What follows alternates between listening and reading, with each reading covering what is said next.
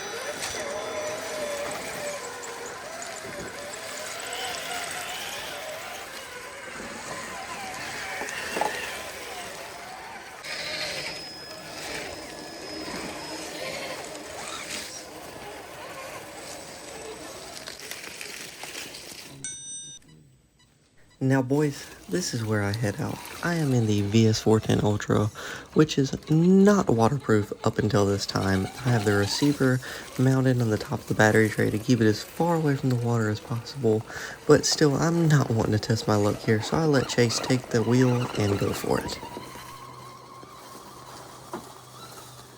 That was way too easy. Come on, Brad.